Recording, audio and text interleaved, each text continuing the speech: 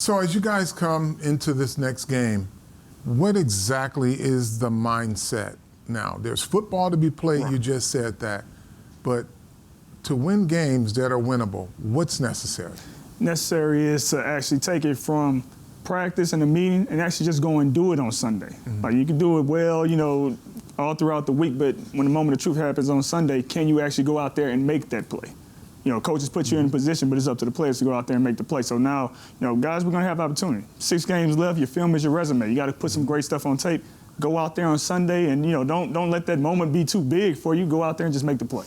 So let's talk about Chicago, right. Because they got a pretty big playmaker in Tariq Cohen. Definitely. Talk about the things that the problems he can cause for a defense. I mean, definitely. You see him lining up all over the field. You see him in running back, slot receiver, and they're putting him in motion and all that stuff. So it's just about, they're looking for matchup. They're trying to get him the ball in space so he can run. For us, it's who's guarding him.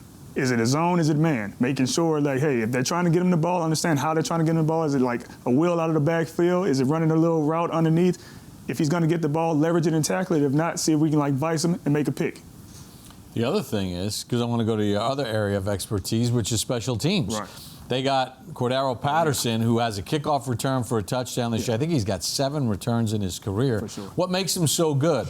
That you talk about somebody who's, about 6'3", 240, but runs like 4'3", 4'4", big, strong, fast. That's the NFL, right? So he presents that type of problem because he's a big man, but he's dangerous in the open field with his speed. So for us, it's good against good. They're number one when it comes to kickoff return in the league. We're number one when it comes to kickoff.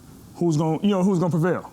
All right, well, the Giants return from the bye week to face a tough Bears defense in Chicago. So my first question for you guys, Carl, I'll start with you here. Should the Giants offense attack the Bears D through the air or the ground?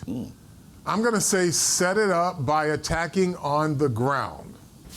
Don't agree with me, Howard, because I know you can make a case for pass to run, right?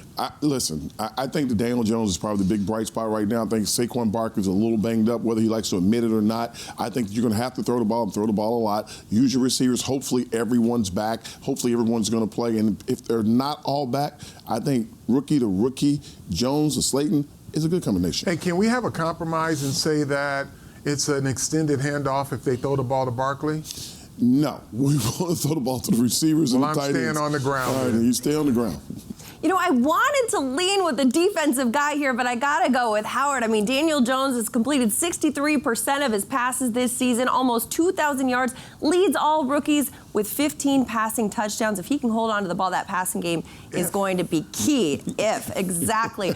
Now, regardless, air or ground, Khalil Mack is going to be a force. Is Khalil Mack going to be the most challenging individual defensive player this Giants team faces this season? No, I think the guy in Tampa was more aggressive, made more plays. I think, and also you can take Khalil Mack out of the game by running the ball at him, putting guys in his face, putting a tight end over him. He changes his whole game when you're doing that.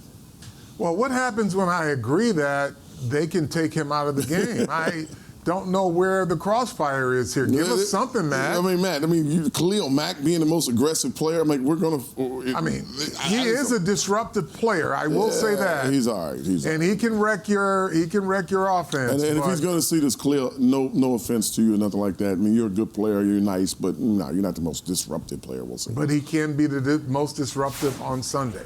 Okay. The Bears defense, last year it was incredible. This year not playing to the same level. How do you attack it? Well, they're still capable. Let's just realize that. But you've got to have a party that everyone's invited.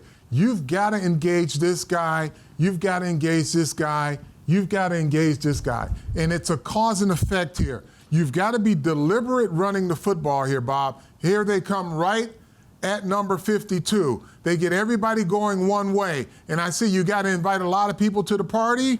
Freeze. Here's the guy in the box, right?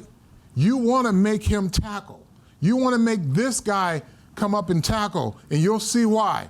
That's a missed tackle, another 5-6 yards. Now you got all of the defensive backs involved in the party, the cause and effect. This week you're going to go to Chicago to take on a Bears team that's got a very good defense. They can get after the quarterback. They've struggled a little bit offensively. What are some of the things that jump out at you about their defense and the way they play? They don't give up a lot of big plays. Very veteran secondary that doesn't allow a lot of big plays. So you got to earn every down the yards you're going to get, and we got to fight them.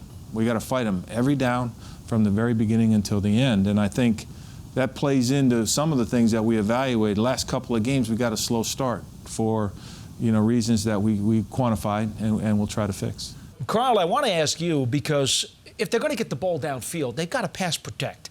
People think that the Bears have a really good pass rush. If you look at the stats, though, in terms of sacks and quarterback hits, they're kind of in the middle of the pack. So is their pass rush built on reputation or is it reality? It's built on the reality that they can wake up and destroy your offensive line.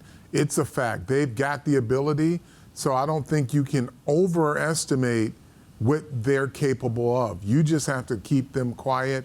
And the best way to do that, Paul, run the football at them. Hey Giants fans, Jabril Peppers here. Want to be the first to see Giants videos? Subscribe now.